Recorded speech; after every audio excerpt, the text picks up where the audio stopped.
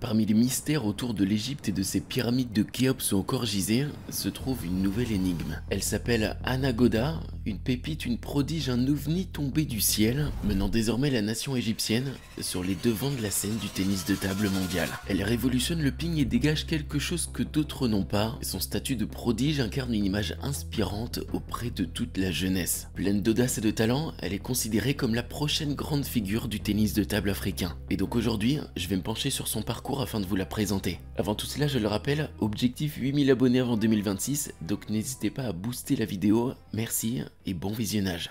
Anagoda est née le 12 décembre 2007 au Caire, en Égypte. Et d'habitude, quand je vous présente un jeune talent, les parents sont systématiquement issus du tennis de table. Sauf que cette fois, c'est différent. Ils sont tous deux médecins orthopédistes et n'ont rien à voir avec ce sport. Mais ils ont quand bien même eu un rôle prépondérant, vous le verrez ensuite. Ainsi, elle commence le ping dès ses 4 ans. Au début, elle pratiquait plusieurs sports tels que le handball et la natation. Et au bout d'un an, il fallait choisir, alors ce fut le tennis de table. Sa mère raconte que lorsqu'elle a commencé à s'entraîner, elle était très jeune et pas très grande, voire même très petite. À tel point qu'elle ne dépassait pas la table, elle exprime aussi qu'ils ont dû raccourcir les pieds de la table pour qu'elle puisse jouer. Et comme je le disais, ses parents, bien qu'inconnus dans le milieu, ont vite compris qu'Anna avait du talent. Très tôt, ils ont cru en elle et n'ont pas hésité à apporter les besoins financiers afin de lancer sa carrière. Stage, camp d'entraînement, matériel, voyage. Et évidemment, il faut cumuler tout cela avec un parcours scolaire. Alors chaque jour, ce n'est qu'après la journée de cours qu'elle s'entraîne. Un rythme chargé mais qui paiera par la suite. Petite, elle exprime que Dina Meshref, multiple championne égyptienne et africaine, également ancienne numéro 25 mondiale, est son modèle. Un élément motivant à sa progression.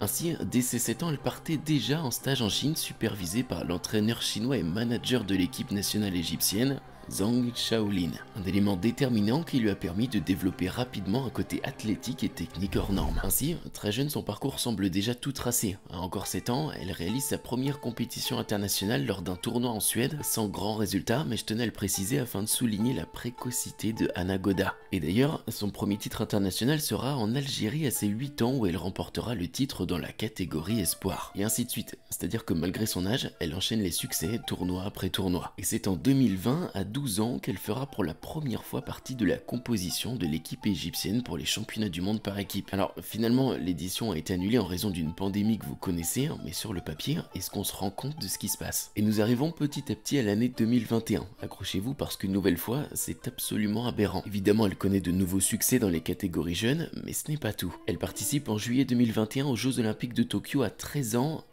Voilà. 13 ans, j'ai pas les mots, c'est impressionnant. Elle est remplaçante de l'équipe, mais quand bien même, elle fait partie de la délégation. Toujours cette même année, elle participe pour la première fois au championnat d'Afrique senior et repartira avec quelques distinctions. Notamment un titre en par équipe, une médaille d'argent en simple, oui, et d'ailleurs en battant son idole en demi-finale, Dina Meshref. Et si vous vous souvenez de la vidéo sur Mio Harimoto, eh bien vous saurez qu'elle est championne du monde en double cadette avec elle.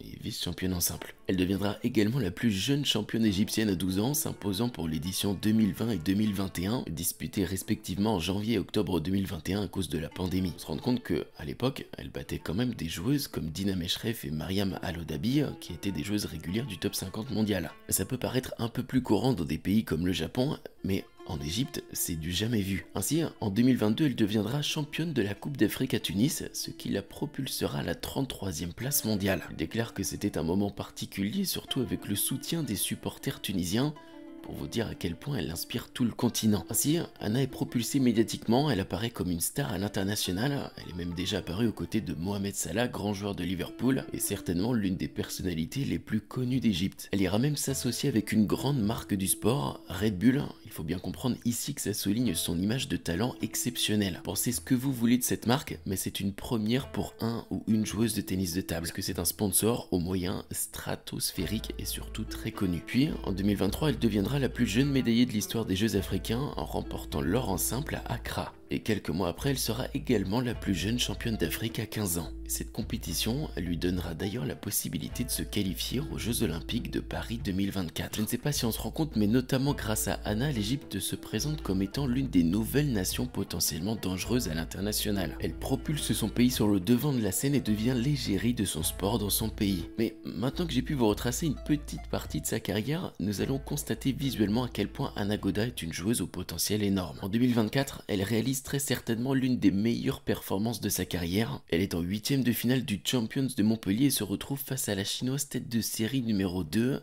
Chen Xingtong, joueuse du top 3 mondial. Les deux joueuses ne se sont jamais affrontées. L'une a déjà 27 ans, de l'expérience et du recul sur les moments clés. Autant vous dire que lorsqu'on regarde du côté de l'égyptienne, seulement 16 ans, palmarès déjà bien fourni, mais loin d'imaginer qu'elle puisse inquiéter Chen. Vous allez le voir, mais Anna cherche tout le temps à s'engager dans des rallyes en revers-revers. Elle est très puissante dans cet aspect du jeu, elle lance l'échange avec des services longs afin d'avoir automatiquement une balle à attaquer ou contre-attaquer. Elle est explosive, rapide, collée à la table, et particularité que d'autres femmes n'ont pas toutes sur le circuit, elle ajoute à chaque fois une qualité de rotation dans la balle. Et justement, cette rotation fait partie intégrante de son système de jeu. Elle lui permet de recevoir des balles où elle va pouvoir derrière également aussi s'appuyer par une claque revers, un changement de rythme qui est souvent synonyme de points remportés. Et elle sait également parfaitement varier ses placements de balles afin de ne pas laisser le temps à ses adversaires de s'adapter. Cela lui permet une nouvelle fois de casser le rythme et de pouvoir elle aussi construire l'échange afin de trouver la bonne opportunité pour accélérer la balle. Et pourtant, ce dernier n'est pas du tout un point faible. Au contraire, les seules fois où elle a pu le prendre, il lui a permis de réaccélérer le jeu.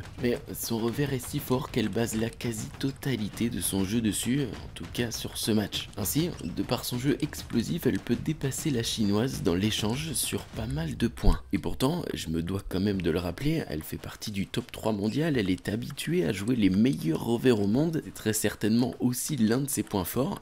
Sauf que ici, Anagoda est impériale et ne laisse aucun point passer. Et je dirais aussi qu'elle a un peu plus de technicité dans le sens où elle peut varier des placements de balles et les effets. On le verra après. En tout cas, celui-ci, Anna l'aura remporté 3 manches à 1. Et maintenant, nous allons passer à un autre match qui s'est déroulé il y a quelques jours seulement, et c'est d'ailleurs ce dernier qui m'a poussé à l'idée de faire une vidéo sur elle. Nous sommes en 8ème de finale du Champions de Francfort, et Anna fait face à la meilleure joueuse brésilienne, et 17ème mondiale, qui n'est autre que Bruna Takahashi. Ainsi, il s'agit de leur première rencontre à l'international.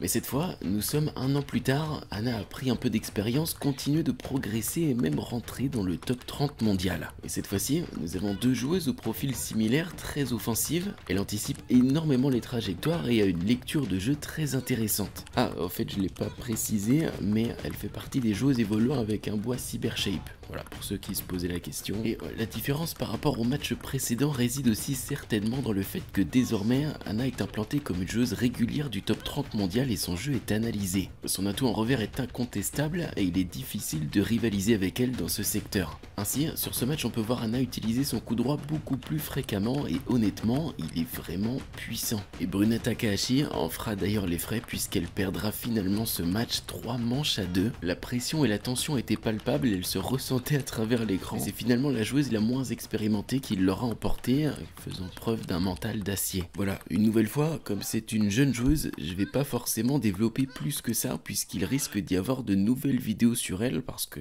honnêtement je pense qu'elle fera encore parler d'elle.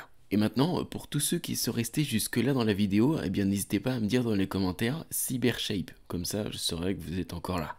Merci beaucoup et très certainement à la semaine prochaine.